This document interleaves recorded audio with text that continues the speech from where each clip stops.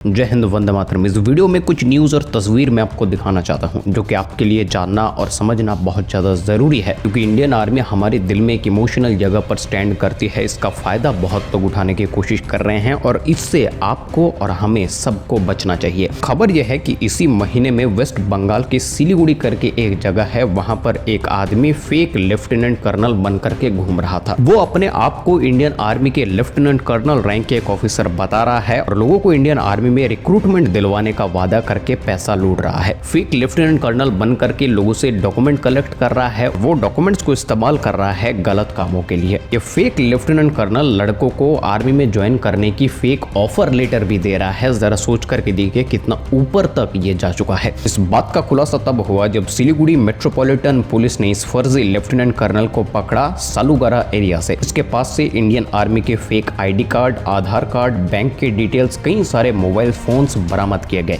और ये कहानी इकलौता नहीं है। कुछ ही दिन पहले भोपाल में एक 25 साल का आदमी फेक पैरा स्पेशल फोर्सेस बन करके सोशल मीडिया पर लड़कियों को इंप्रेस करने की कोशिश कर रहा था। ये 25 साल का लड़का पैरा विंग बैज, बलिदान badge, service ribbon, service uniform पहन करके नेम प्लेट लगा करके घूम रहा था। एस.के. दीक्षित अपने साथ में फोल्डिंग नाइफ्स भी रखता था और सोशल मीडिया पर इसी तरह की यूनिफॉर्म और फेक बैजेस पहन करके फोटोज अपलोड करता था। इसके ऊपर IPC 170, IPC 140 के तहत केस भी बनाया गया, क्योंकि कोई भी सिविलियन जिसके पास में ये अथॉरिटी नहीं है वो इंडियन आर्मी के यूनिफॉर्म, इंसिग्निया, बैजेस को इस्तेमाल नहीं कर सकता। ये क्लियरली मेंशन्ड है इंडियन कॉन्स्टिट्यूशन में। तीसरा केस आसाम के तेजपुर से है, जहां पर एक आदमी खुद को 9 पैरा SF कमांडो बता रहा है। वो स्पेशल फोर्सेस की इंसिग्निया, बैजेस सब कुछ पहन करके ऐसा प्रिटेंड कर रहा है कि वो स्पेशल फोर्स पर्सनल से। उनके साथ में एक लड़की को भी देखा जा रहा है जो भी बलिदान की टी-शर्ट पहनी हुई है। लेकिन मैं आपको इस तरह की चीजें बता क्यों रहा हूँ, बिना मतलब के मैं कोई बात नहीं करता। अब जो मैं आपको बता रहा हूँ आपके आंखें खोलने के लिए काफी है। अगर आप डिफेंस की तैयारी कर रहे हैं, डिफेंस एस्पिरेंट्स हैं, तब भी, अगर आप डिफेंस से जुड़ा हुआ नहीं हो तब भी, आपकी उम्र अगर इंडियन आर्मी ज्वाइन करने का है तब भी, अगर आपकी उम्र ज्यादा है तब भी आपके लिए यह जानना बहुत ज्यादा जरूरी है, ताकि आप इन सब फ्रॉड फेक आर्मी ऑफिसर से बच सको। देखिए, अगर आप इंडियन आर्मी ज्वाइन करना चाहते हो तो सबसे पहले तो आपकी जज्बा और जुनून को मेरा सलूट है। लेकिन आर्मी ज्वाइन करने के लिए कोई अगर आपके पास में ये आता है और कहता है कि मैं आपको आर्मी में नौकरी दिला दूंगा, किसी सोर्स को इस्तेमाल करके, कुछ लोग ऐसे भी हैं जो खुद को आर्मी ऑफिसर प्रिटेंड करते हैं, आपसे पैसा मांगते हैं कि इतना पैसा दे दो तो आर्मी में नौकरी हो जाएगी, डॉक्यूमेंट्स आपके लेते हैं और उसके बाद आपके साथ में फ्रॉड हो जाता है, पैसा भी चला जाता है, डॉक्यूमेंट्स भी। दूसरी चीज, अगर आप इंडियन आर्मी एज ए सिपाही रैंक ज्वाइन करना चाहते हो तो आज की डेट में भारतवर्ष में बहुत सारे ऐसे ट्रेनिंग इंस्टीट्यूट खुल चुके हैं। अली नुक्कड़ में ट्रेनिंग इंस्टीट्यूट है जिसका कोई बेस नहीं है, गवर्नमेंट की ओर से उसका कोई परमिशन भी नहीं दिया गया है। इस तरह से डिफेंस एस्पिरेंट को ट्रेन करने के लिए जो परमिशन चाहिए होता है वो भी उसके पास में नहीं है। बहुत सारे लोगों को मैंने देखा है सोशल मीडिया पर पैरा स्पेशल फोर्सेस के यूनिफॉर्म पहन करके आ जाते हैं, मरून बैज पहनते हैं, बलिदान बैज पहनते हैं, स्पेशल फोर्सेस का इंसिग्निया लगाते हैं, जंप इंडिकेटर बैज पहनते हैं, सब कुछ पहन पुहन के वो आते हैं। लड़कों को कन्विंस करने की कोशिश करते हैं कि मैं पैरा कमांडो था, 20 साल मेरा एक्सपीरियंस है, आप मेरे से ट्रेनिंग लो।